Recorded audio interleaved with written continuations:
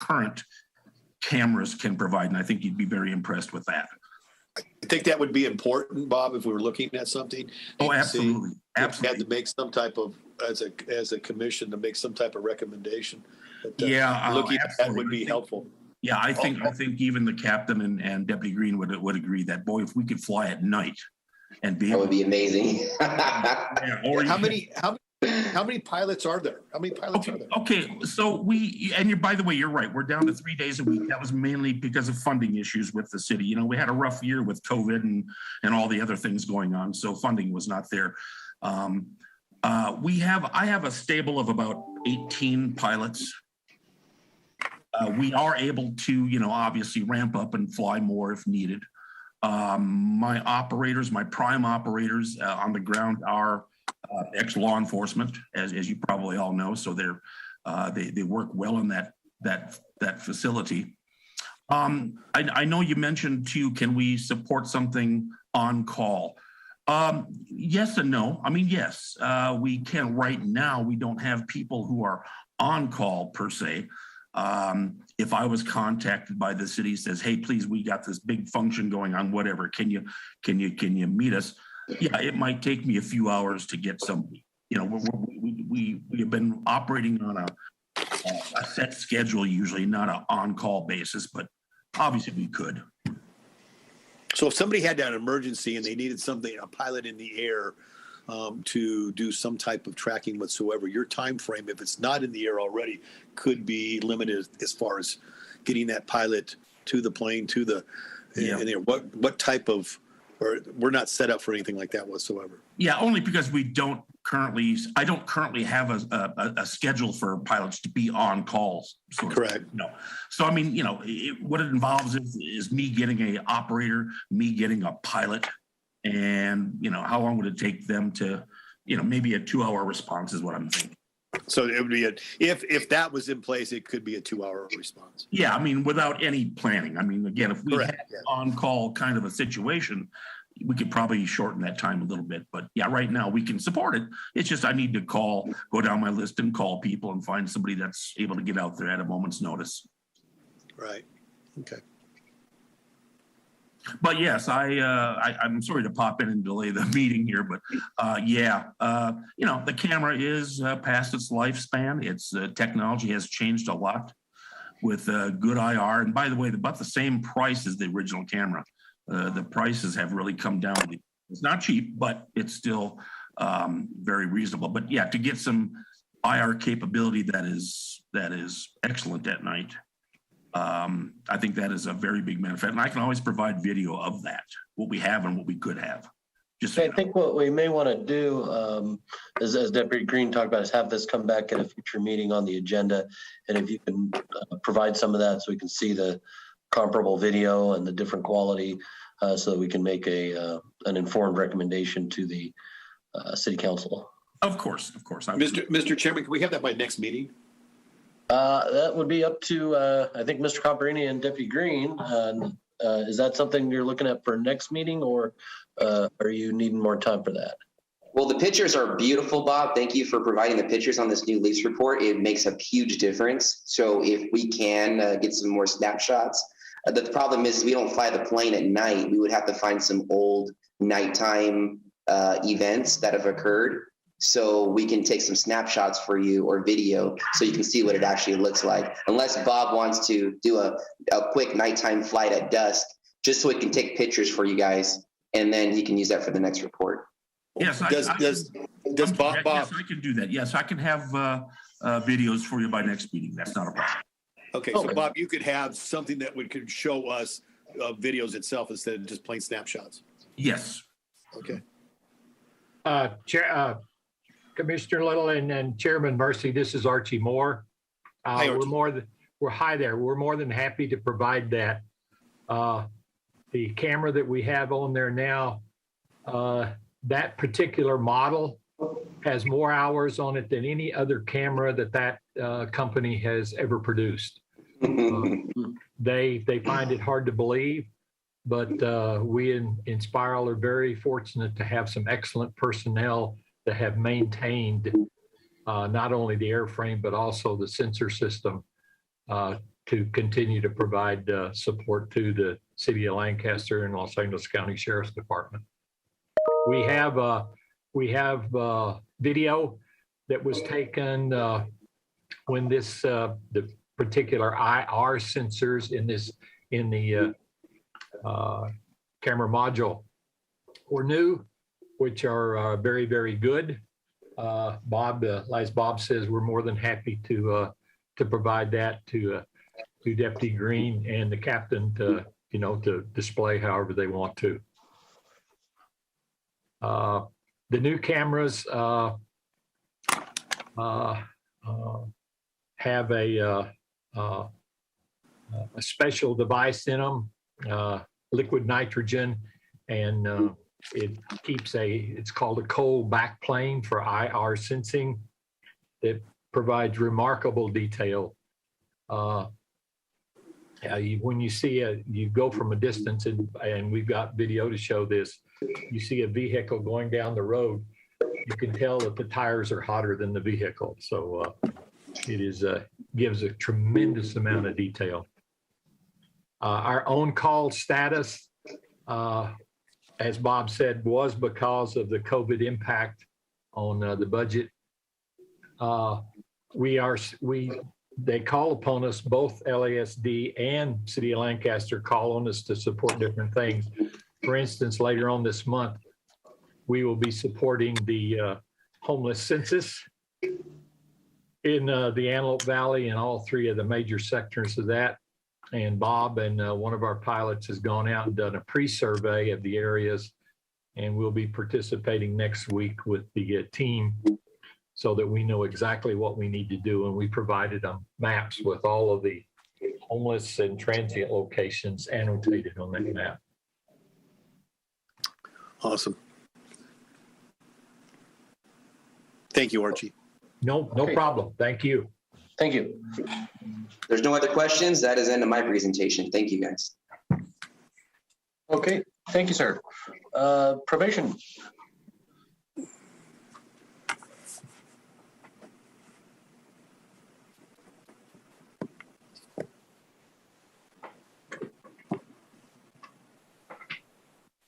Good morning.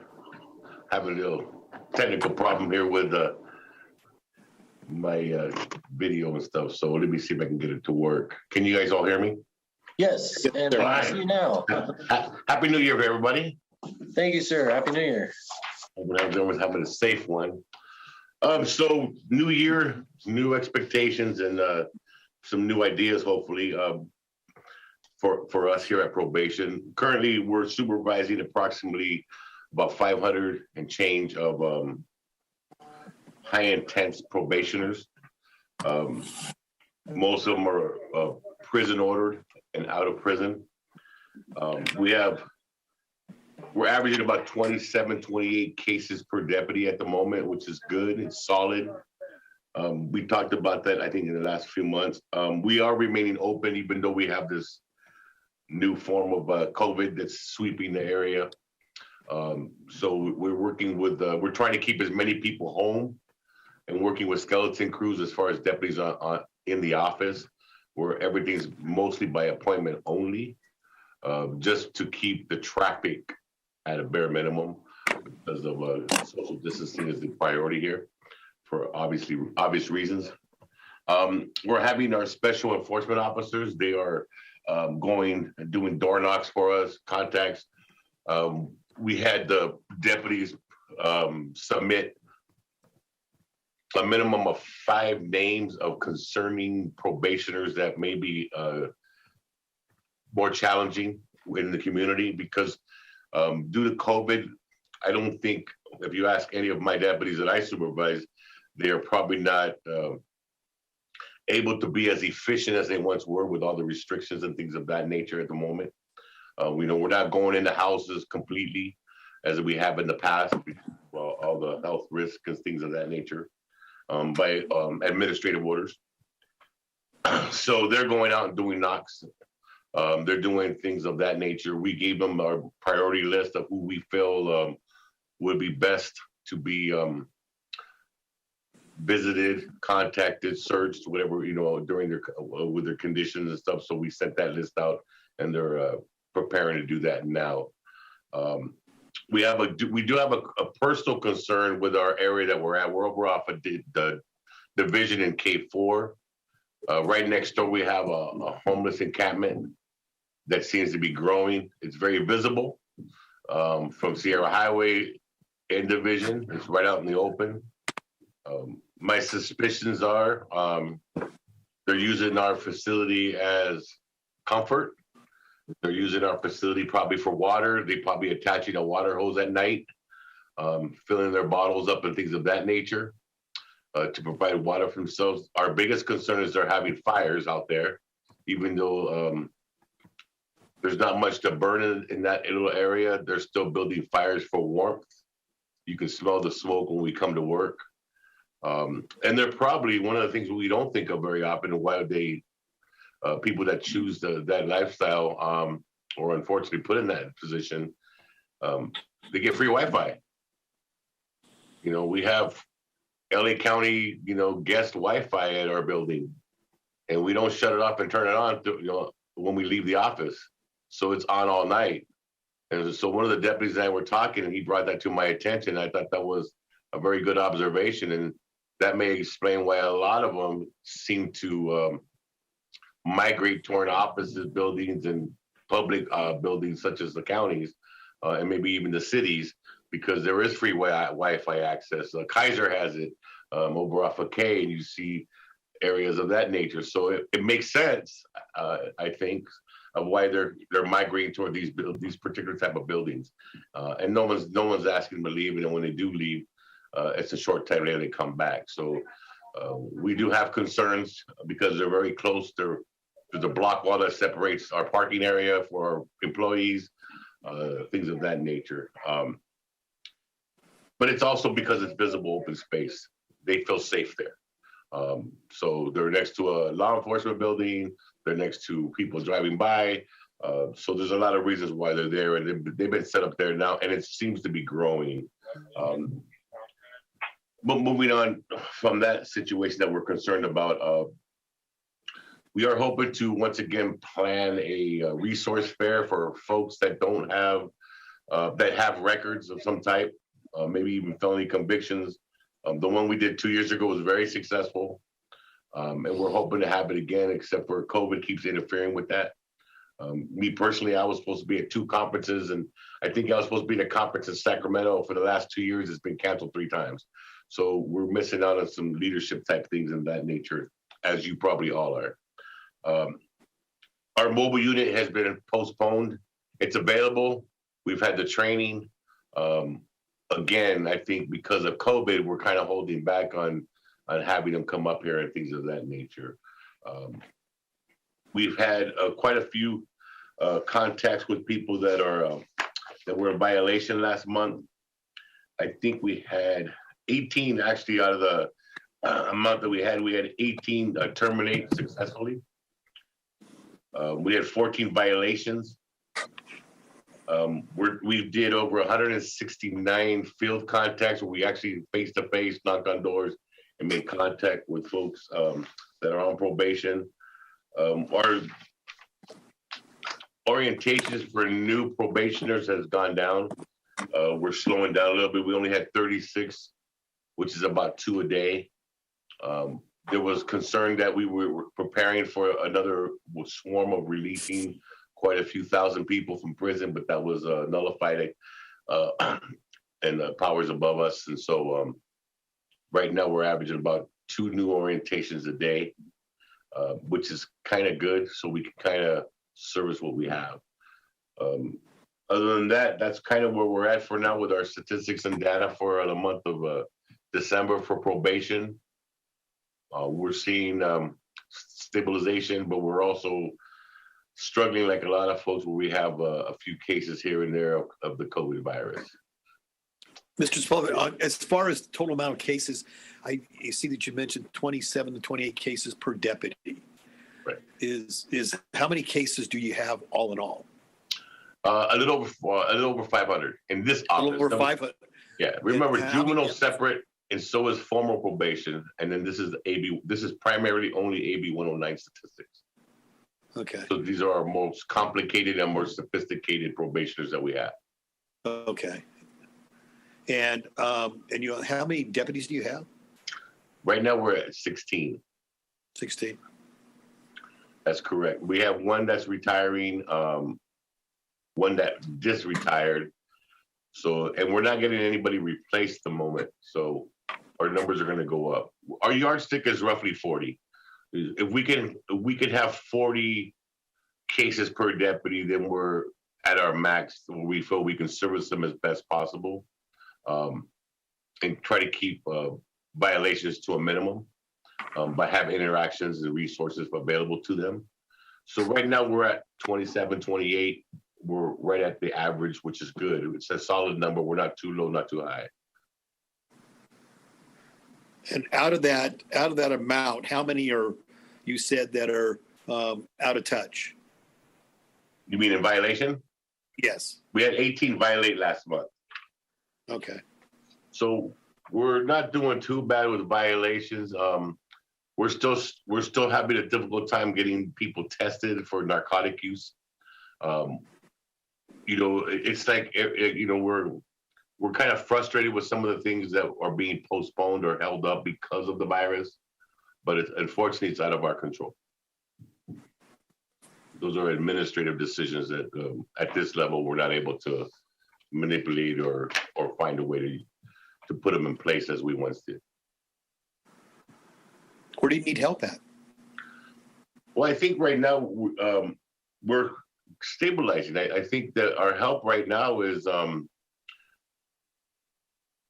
we do have fewer desertions. We're having more people report because we have added more things of reporting. So various we talk to them on the phone more often. We're seeing them in the community if they're transient or homeless. So the communication doors have opened up, and things of that nature. And also we're adding more incentives. We're still offering the state legal penal code of early termination. So we're encouraging people to find work, to find stability, to find home. So there's a reward program of, hey, we can get you off in 6 months or a year or less. Then we're going to do that so you can fly and do your thing and be productive. If we keep them on too long, it's been found that we're just holding them up and then they give up. So we can get them on a good jump start and they can move. We have people in the community hiring them. We have people that are managers that have never been in a position like that. They're making good union wages. We're assisting with getting them their union cards and things of that nature. So we're being more productive in things once they make that decision to go forward in a successful path. We're very supportive with that.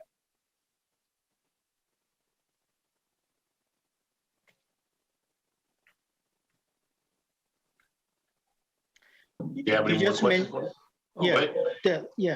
You just mentioned about the reward program, and I want to know, somebody who's on probation, they really change their life, and they just want to change it. And there's what kind of a reward and the program is available. Reason I'm asking, I end up with a hiring last month or so.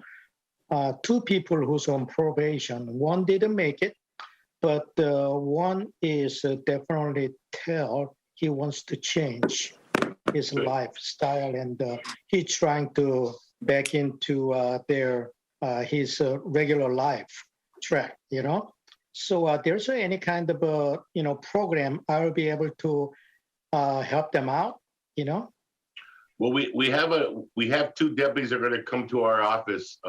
They're called in the Invest program, and that's where they do help them find jobs. Actually, they work out of the Palmdale area, at one of the job sites over there, where it's like a employment type for nonprofit, and so they help them. And so they're going to move their operation over to our office over here in Lancaster.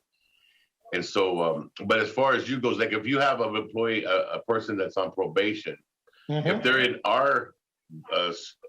within our office, we can help them with clothing, work safety clothes, boots and stuff like that. So That's like if your restaurant requires non-slip shoes and they can't afford to buy them, yeah. we would probably be able to buy them for them to support the cause. So the Board of Supervisors has given up an allotment of money to utilize that type of stuff, those type of funding to support the people in your state. 50% isn't so bad when we look at the numbers. One made it, one didn't. We're hoping 2 out of 3 will make it. So we're at 67 and 70%. And we'll go from there. And the thing is, we can understand this in the area of and what we supervise. These guys talk to each other, whether it's negative or positive. So if you get one guy that says, hey, I got a job at Crazy Autos and they really helped me out. And then on top of that, my probation officer helped me get this and this. They're going to tell somebody else that's in their similar situation or somebody that's in the office with them at the same time. And that's going to spread that encouragement, like a domino effect. So the domino effect works both ways, negative and positive. So in that aspect, it helps. And hopefully we can get more people to work for you and maybe somebody else on the board that has the opportunity to help hire someone and give them an opportunity. And sometimes you can call us if you're interested in saying, hey, do you have somebody on your office in your caseload that you think would be a good candidate? I have an opening. And we would probably send you our best guy that we know is already ready with that positive attitude that's willing to go to work, and we would send them your way. So in some sense, we could vet them for you to some degree. Yeah, something you and I talked about it last year because of COVID. I mean, you and I only communication we have in is just the webinar. I mean, the Zoom. So,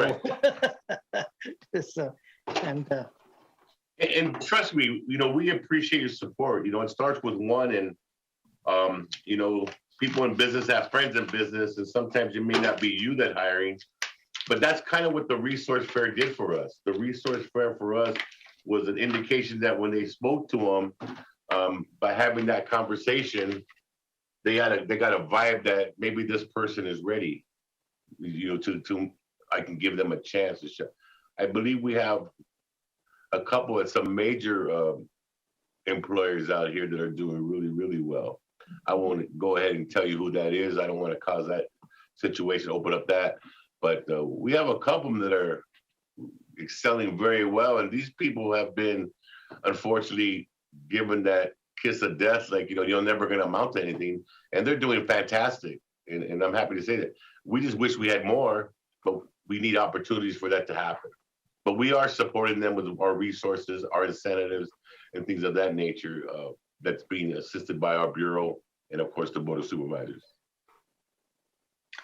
Yeah, I'll be reaching out and reaching you out personally, and I want to definitely help you out and go to extra miles from there, okay? I appreciate that. Like I said, we're just rooting for them to do better. And again, whatever I can to do to help and support that, I will also be happy to communicate that with you or all of you for that matter. But thank you. Thank you. Mr. Sepulveda, if you could send me your contact information, I'd like to reach out to you as well. Absolutely. I can just give it to you now if you want to take my number down. Okay. That way everybody can have it that's interested. It's my office number is area code 661-471-1900. And you could ask for me. That'll take you to the switchboard. And then my my direct number in my office is 661-471-1912. All righty. Yeah, and then once if you want my email, it's kind of long, but I can send it to you. It's Roberto, ROBERTO .Sepulveda. That's SEPULVEDA at probation.lacounty.gov. It's kind of long. Yeah, shoot me an email. I'd be happy to talk to my deputies and say, hey, give me somebody that you would hire to clean, to work at your house. They'll laugh at me, but they know what I mean. And we'll definitely try to send you the best candidates we can to help you guys out. Because obviously you're helping somebody in the community that's going to hopefully tell 10 more people that's in the same boat, and maybe that'll encourage them to move forward and get on that right path. So I appreciate it. All righty. Thank you so much. Anything else I can help you with today?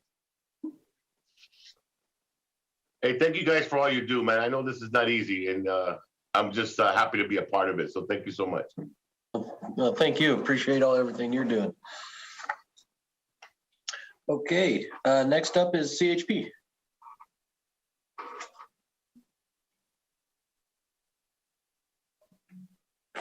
Do we have a representative from CHP today? I am showing that the representative was disconnected. Oh, okay. Well, if there's no objection, we'll just move ahead and hopefully be able to circle back if they're able to reconnect. So next up then would be the district attorney. Mr. Sherwood? Yes, good morning. Morning.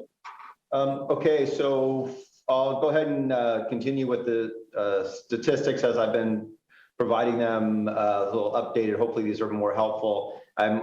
These are all felonies filed by our office for the month of December, and these are all incidents. So if there was a robbery of 2 people, we would file 2 robberies, but I'm only reporting that as 1 incident. So for whatever that's worth. So for the month of December, we filed 2 arson cases. That's up from 1 in November, 0 in October. Auto burglaries, we filed 13 in December. That's up from 8 in November and 7 in October. And I've got the statistics now going back to August. So that is the most number of auto burglaries that we filed since I've switched over to these new statistics.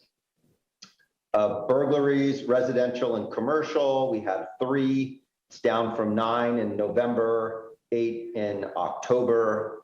Criminal threats, 3 in December. It's down from 6 in November, 4 in October. Drug sales, we filed 5 drug sales. That's up from 3 in November, but down from 7 in October. Domestic violence cases, 3. That's down from 4 in November, up from 2 in October, but pretty consistent. Felony assaults, those are with and without a weapon, with and without great bodily injury. Those were down pretty significantly, only 9 in December, down from 15 in November, actually down from 28 in September. So those are down pretty substantially. Felony DUIs, we only had 1, and that's pretty consistent going back to August. Grand theft, ID theft, we had 3. That's up from 1 in November. Illegal firearms, those seem to be the most in terms of the sheer numbers. We filed 19 in December. That's up from 7 in November and 8 in October. Murders or attempted murders, we filed 3 in December, down from 6 in November. But again, that was somewhat of an aberration because of that 1 incident where 5 people were killed. Robberies, we are pretty stable at 9. We also filed 9 in November, 10 in October, 11 in September. Sex crimes, both adult and child sex crimes, we filed 3. And that's the same number as we filed in October and November. Vandalism, I added that as a new category. We filed 3 in December. Those are felony vandalisms. And so those are the stats. That's pretty much all I've got for this month. The only other thing I wanted to mention was I did talk about last time a new law that went into effect that dealt with jury selection that would, I was concerned it was going to impact our ability to get fair and impartial juries. And there's a pretty good analysis that was done by a deputy district attorney in our office that appeared in the abtimes.com op-ed. So if any of you are interested in that issue, and she does a really good analysis of, much better than I could do, of that new law. And that again is in the abtimes.com op-ed section. So that's all I've got. If anybody has any questions, I'm here. Mr. Sherwood, we can get to the AB Times, but how do we get to the article? What's it called? Let's see. Have it here. Let me pull it up.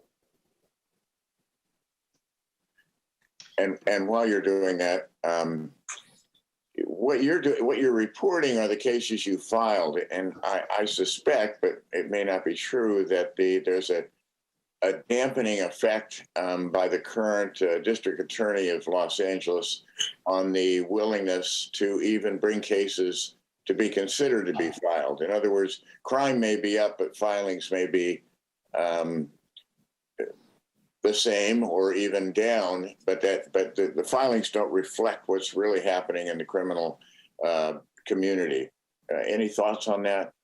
Well, I mean, obviously with the misdemeanors, those are down substantially. I can tell you in terms of the sheer numbers, like I'm trying to give all of you crimes that like it didn't seem to me that it made a lot of sense or it was at any help at all to tell you, well, we filed 100 felonies in November and we filed 108 in December. Like, to me, that doesn't tell you anything, right? So what I was trying to do was give you some numbers that are consistent with the reported crimes that are coming in.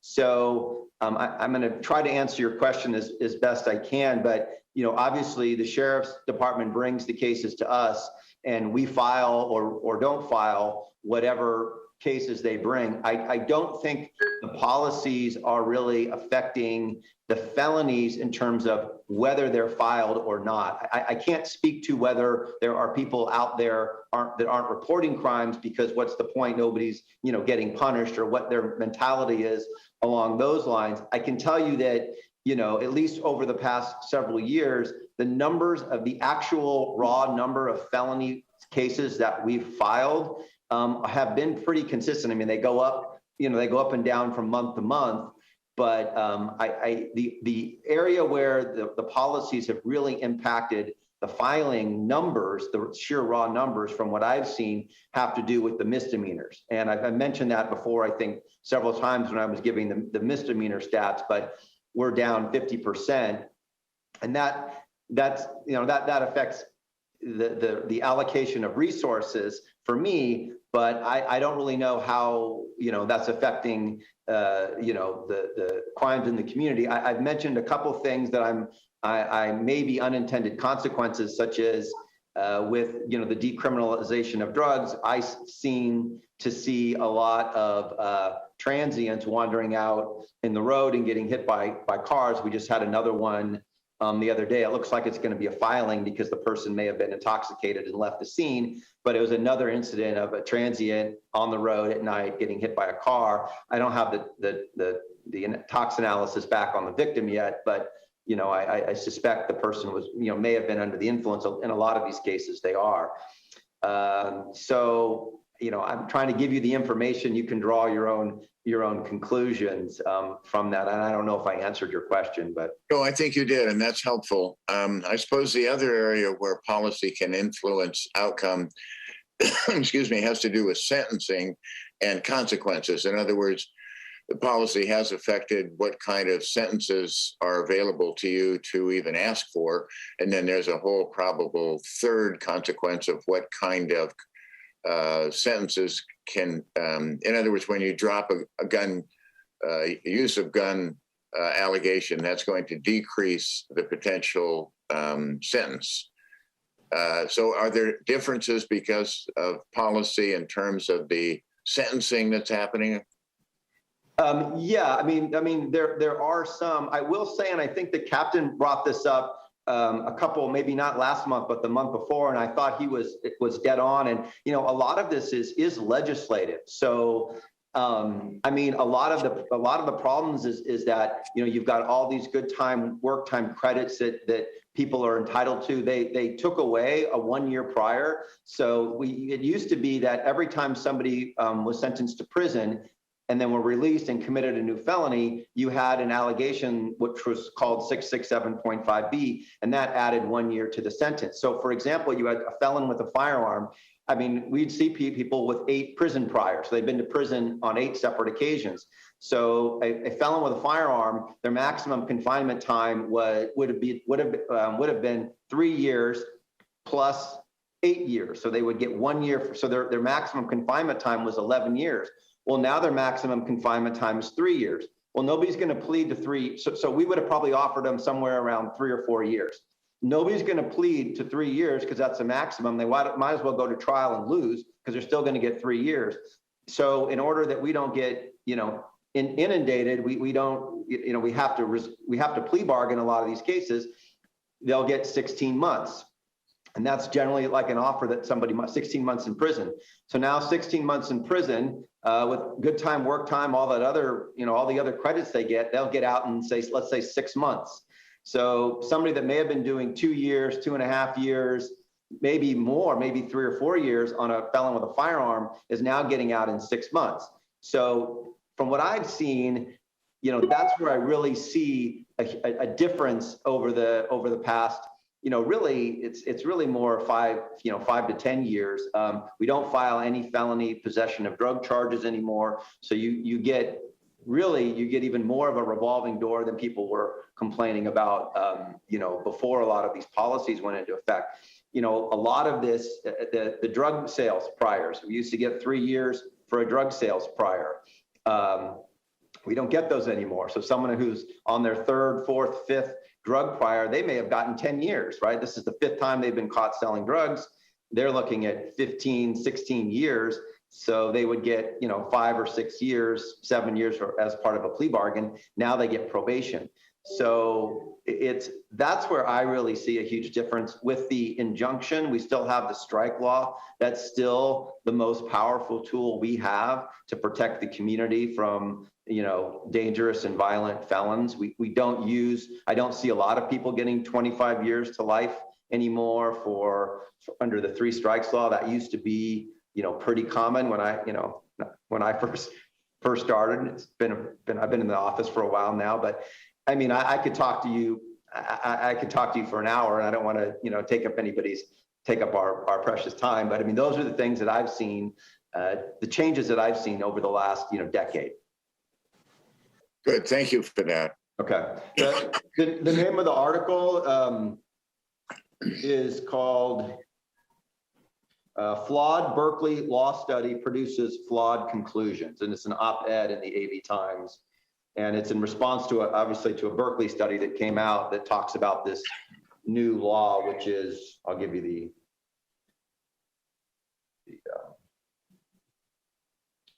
Assembly Bill 3070 is the new jury. So, and they've had a similar version in Washington, and they talk about some of the cases have gotten reversed there.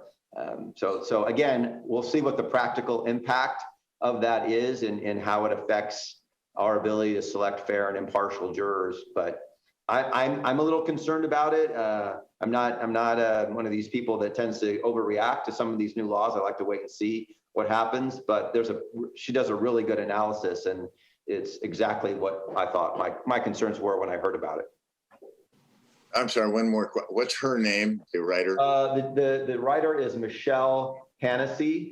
Thank you. And she's actually the head of the Association of Deputy District Attorneys. Thank you. I think we use the phrase revolving door, and it's a little bit neutral. The reality is that each time the door revolves, someone else gets hurt. In other words, in order for the door to keep turning, somebody on the outside is doing something to somebody else in order for it to continue to revolve. So that's the disturbing part of it. Yeah, in a lot of cases, that's true. We do, like I said, we are looking. We do have a lot of mental health cases, and I think we are doing a lot better job with A16. I know I've mentioned that ad nauseum, and I do like to continue to promote what they're doing in our mental health and drug court, because I do think they are doing a really good job addressing, what some of the concerns were with why are we just sending all of these people to prison? They're not getting any help there. They're not avoiding, recidivism. They're not avoiding the revolving door. And I think what we've done in A16 with both the defense and the court is really has really gone a long way to addressing both public safety and the need to try to prevent some of these people that continue to come in and out of the prison system. So. Thank you. Thank you both. And Dr. Brown, I think you hit the nail on the head. Every time one of these policies lets someone back out, someone's getting hurt. I feel like every month there's a story on the zero bail that's been experimented with around of somebody being released with zero bail and then hurting or going back and hurting and killing the victim they were originally arrested for. So I think as the more we can re-examine these policies and their ill effects, the better. Well, thank you, Mr. Sherwood. If we don't have any other questions for him, we'll go ahead and I think I see CHP is back on the line. So yes, we'll sir. go to the CHP. Sorry about that. I was joined as an attendee and not a panelist, so my apologies there. No problem at all. Thank you for being here. I'm Sergeant Victor Hernandez. I'm the administrative sergeant here at the Antelope Valley area. It's my first time on, so a pleasure to virtually meet everyone. For our update, we conducted a annual review of our 2021 stats and compared them with the prior year's 2020 stats. And everybody's back out there on the road. I guess everybody was getting back to work. COVID was kind of subsiding. So across the board, we have an increase of stats across the board, including fatal collisions. I think we ended the year with 48 total collisions with 55 people killed. That was up 15% from 2020.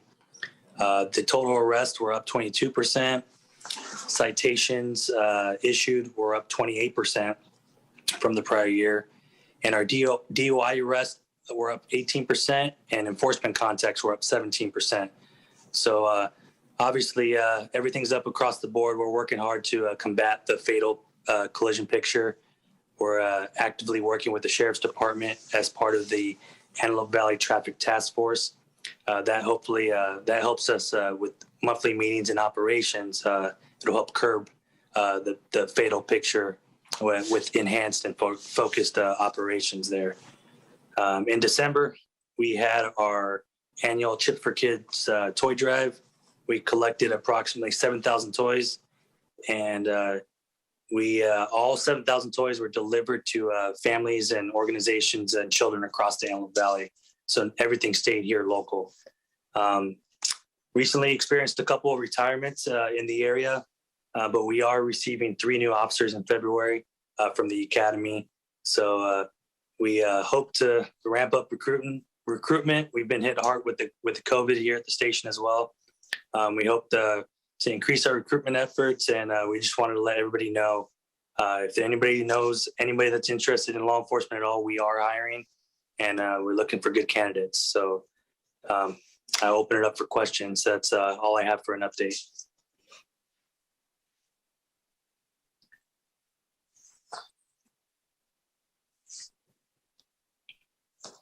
Anybody have any questions? Sergeant, how long have you been at the Lancaster station? I just reported to the Lancaster station here on November 2nd, so it's about 2 months now. I've been with the department for 12 years. I've been all over this LA County area, and recently just thought AV was a good move since I moved my family up to Santa Clarita, so I'm somewhat local. Well, welcome. Glad to have you. Thank you, sir. One question. So I think this actually goes probably to both you and sheriffs and probation as well. How hard hit are you? There's news that it's becoming harder and harder to recruit law enforcement since some of this anti-law enforcement sentiment started taking hold a few years ago. Is that something we're facing locally?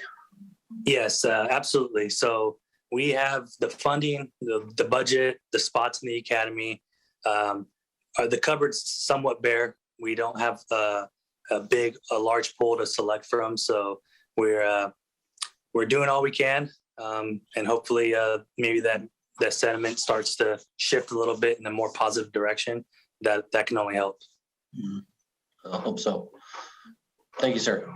Thank you. Yes, Drew, I can add a little bit to that also for the sheriff's department perspective, recruiting and retention, as we are having we're having significant issues with that. Unfortunately, we don't have the money in the spots. The board is not loosening that up for us.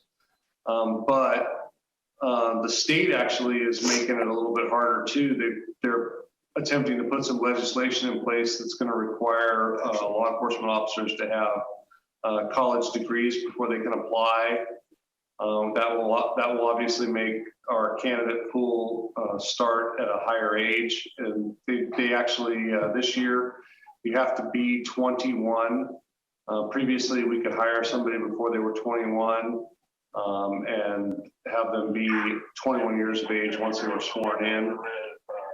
So that little 6-month gap in there is closed up. And then the educational requirement that they're going to bring on board is going to make our pool of folks older and then shrink it. And there's some data on that actually that I think the state ignored when they were reviewing that. In England, several years ago, they made it a requirement that you have the equivalent of a bachelor's degree before you could be a peace officer in the entire country. The thing that they missed on that they're dealing with is the cost of getting that degree is greater than your first 3 years of pay. So they put people into financial burden in order to get a job that wasn't the highest paying job out there. Well, by the time you have that degree, you're smart enough to know that you might go find better employment where you make more money. So that the educational requirements and the things that are being put in play are making it very difficult for us to hire folks. I know the idea behind them is great, and I support the fact that our sheriff is very big on education, and we support that idea. As a matter of fact, we're pushing heavily here at the station to get all the guys and gals that work here through their college programs so that they can promote. But the state putting those requirements on folks is going to make it extremely difficult to hire. Captain, what is the starting pay for a deputy coming in now? That's a good question. I don't know, do you know? I started out at, I think, 80 a year, but I have a degree. That's what gave me the bump. I think its base pay is 70 to 74. Hey, Captain, I don't know, I missed it, but what was the age limit for, oldest you can apply? I don't think we don't have a cap anymore. It used to be 35, but I don't believe we're going by that anymore. I told you, Jen, you could do it. Are you physically fit enough to get to the academy? There was in my academy class 26 years ago, there was one of my partners who was 44. I'm sorry. There was a 44-year-old and a 46-year-old. Both of them didn't complete the academy though. Wow. Don't look at me like that, Howard.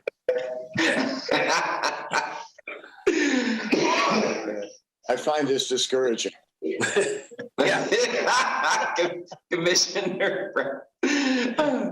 Well, you know what? I mean, to each their own. Some people are built better than 21-year-olds. So. There are actually for the commission, just so the commission knows, the sheriff is telling us internally that there are plans to open the Antelope Valley Academy again.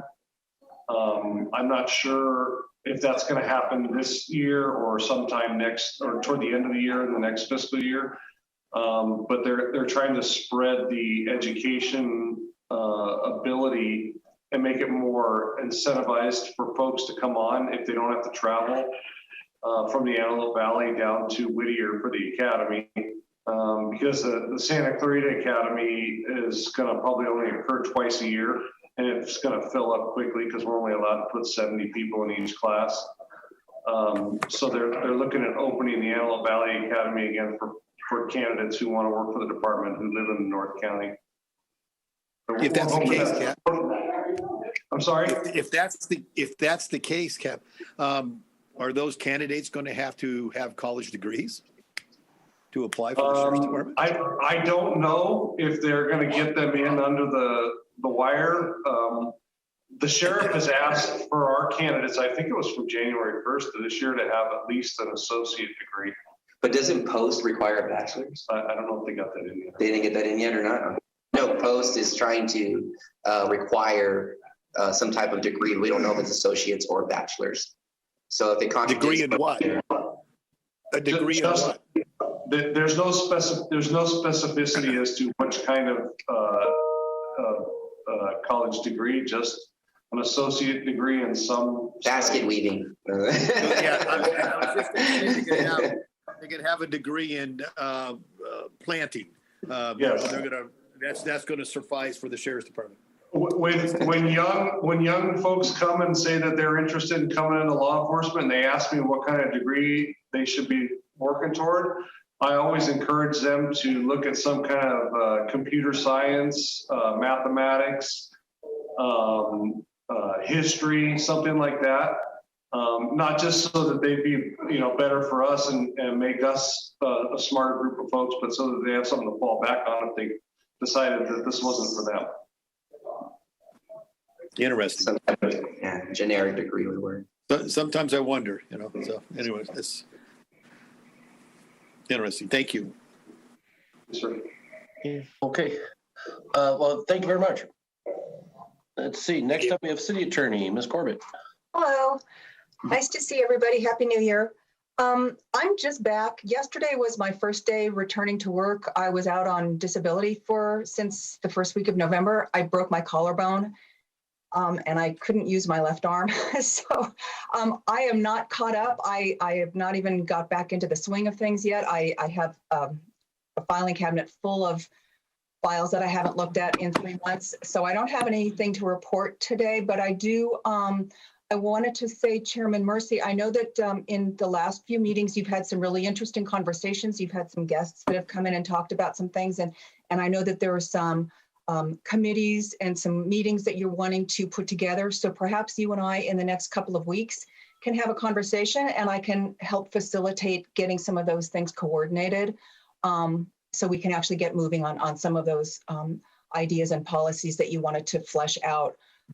So I hope to have, some updated reporting at our next meeting, but today I'm still trying to get my brain back from being stupid. So that's all I have today. Okay, great. Lay off the extreme sports. I'm sorry? Lay off the extreme sports. You were supposed to cut back on that competition. Extreme sports. Unfortunately, it was nothing remotely interesting like that. I fell in my garage. Get better, Jocelyn. Glad to have you back, Jocelyn. Mm-hmm. Great.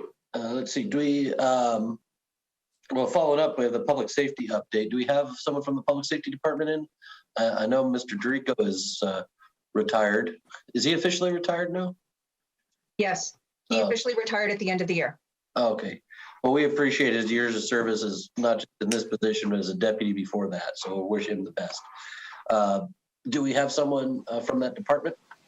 We do not have any updates for this meeting, but for the future meeting, we should. Okay, great. Thank you. Next up, we have state legislative office updates. I see Pam with Assemblymember Lackey's office. Good morning. Happy to be here. Still in the spotlight, we have Prop 47, but now it is for bipartisan support to right the wrongs that were done with the implementation of this proposition. The Assemblyman has co-authored AB 1599 which would repeal the changes and additions made by Prop 47. Additionally, Assemblywoman Jackie Irwin introduced AB 1613, returning jurisdictional authority to district attorneys who are willing to prosecute these retail theft crime rings and facilitates consolidation of the crimes. Regarding the budget includes $85 million for 3 years to reduce organized retail theft, prioritizing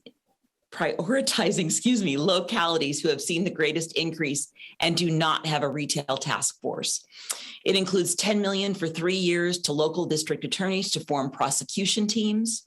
$6 million is included in 22-23 to CHP to make permanent its organized retail theft task force. $6 million is included for 3 years and $500,000 ongoing to the DOJ to support regional task force investigating and prosecuting retail theft. Oh, God. And $20 million, I'm almost done, is included for one-time grants to small businesses who have been the victim of retail theft. Regarding the catalytic converter theft, the Assemblyman is co-authoring AB 1622, led by Assembly Member Philip Chen, which was introduced on Monday. This bill will facilitate the engraving of the VIN number onto catalytic converters. And forthcoming legislation, the Assemblyman has a legislative proposal in the works to improve reporting statistic of domestic violence. This bill would require law enforcement agencies to include whether a child was present or if deadly weapon was used. Further, it requires local law enforcement agencies to provide specific data, including domestic related calls, including the total number of cases where a felony or misdemeanor was charged. This information would be included in the annual report from the Attorney General. He also has a proposal concerning the placement of sexually violent predators. The final details of this proposal are still being worked out. And that concludes my report. Pam, the law with change of law, it appears, with respect to theft and shoplifting seems to be out of character for what we've seen for a long time coming out of Sacramento. What do you think has caused this change, if in fact it is a change, or is it just smoke and mirrors? I do believe it's a change. We have bipartisan support. Rudy Salas has introduced AB 1603, which lowers the threshold for petty theft and shoplifting to make it more,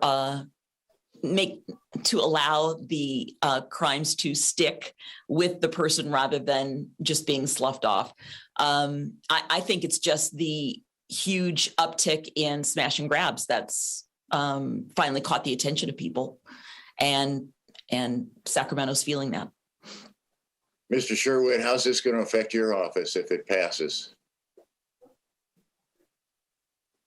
I guess we'll have to wait and see what the DA decides to do with what the law looks like once it's finally right. But it would be great to have some sort of felony that we could use to go after repeat shoplifters. That's for sure. Okay. Thank you for that, Pam. Mm-hmm.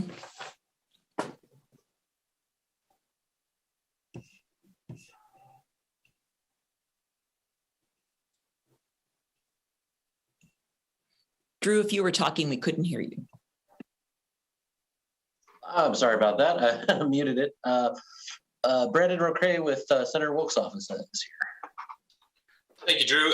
Good morning, everyone. It's great to be here. I'm going to be covering a lot of these meetings for Senator Wilk's office moving forward. So look forward to seeing y'all a lot in the future. So a little bit of an update on our side.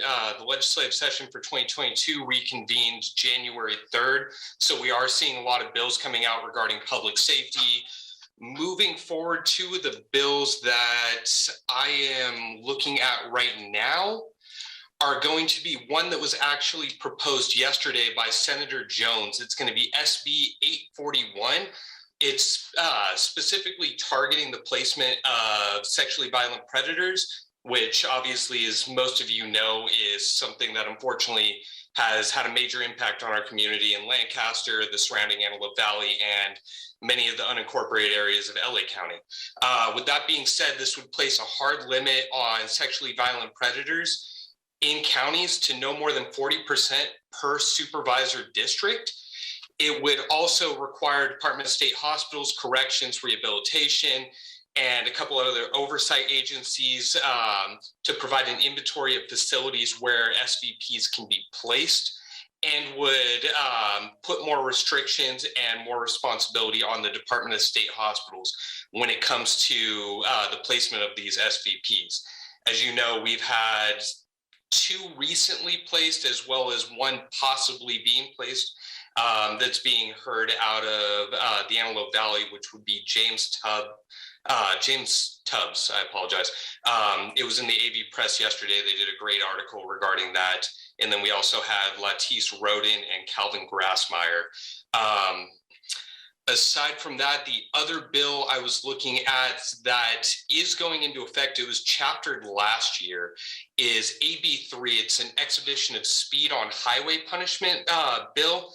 It was authored by Assemblyman Fong, and it specifically deals with motorists that are street racing, doing wheelies, anything like that. It would create more specific and harsher penalties in these circumstances when they get pulled over. That will be going into effect, and it's effectively named the sideshow bill. It's essentially in the event of 2 or more people blocking or impeding traffic on a highway for the purpose of performing a motor vehicle stunt, motor vehicle speed contest, exhibition of speed, reckless driving. With that being said, it would impose new driver's license suspensions when these people are ticketed, pulled over, or arrested in these circumstances. And moving forward, at the next meeting, I should have more information about other bills that are going to be put into place, co-authorships, and everything moving forward. But 1 week into the legislative session, we're still seeing a lot being proposed.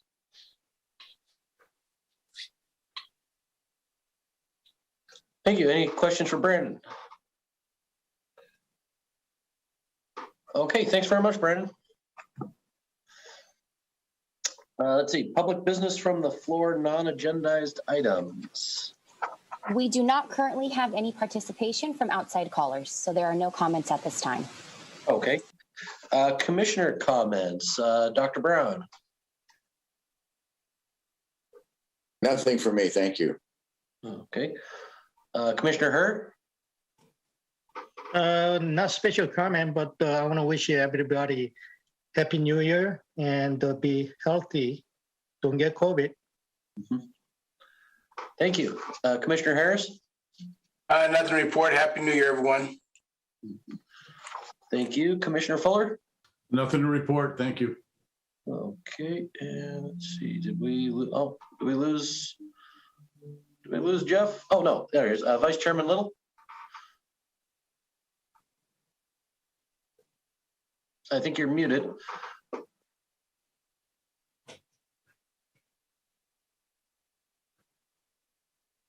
He's on his bathroom break. Okay. Well, we'll give him another chance. I just want to, so I guess one thing we're asking that for next, for staff, next commission to add the LEAPS camera to the agenda, working with Mr. Comparini, Mr. Moore, and the Sheriff's Department for that information. I would just want to comment, this past Sunday was Law Enforcement Appreciation Day, and want to extend our appreciation to all of the law enforcement representatives here and at all our meetings, from the Sheriff, CHP, Probation, as well as our own Public Safety Department. All of you that are doing this work every day, it is much appreciated. And we don't hear a lot of that on the news, but I think real regular folks feel it very strongly. Agree. With that, Vice Chairman Little, did you have anything to add? Hey, Drew, I did have one question. Oh, yes. Because we were going to be going Zoom, was the crime report sent to us so that those definitions are in our email, Deputy Green? We will get them sent out. Yes, they're going to be on slide 12 of the report. Okay. The definitions are on slide 12, and Ms. Denback has the digital report. All right, thank you both. Thank you. Chairman Mercy, if I can just remind everybody that this Saturday, the city is conducting the Mlk Day of Service. If anybody is interested in volunteering, you can reach out to the Parks Department. And then Sunday is Justice Sunday. And again, the Parks Department will have information about that. That's the annual event that the local high schools put on. So if anybody has any interest in either of those events, please reach out to the Parks Department. Will do. Thank you very much. One A brief question, Mr. Sherwood, do you have an office line I could contact you at? Sure. You ready? Yep. 661. Right. 974. Right. 7777. Thank you. You're welcome. Okay, any other commissioner comments? Hearing none, if there's no objection, we will adjourn the meeting until Wednesday, February 9th, 2022 at 10 a.m. Hearing none, so ordered. Thank you, everyone. Thank you. Recording stopped.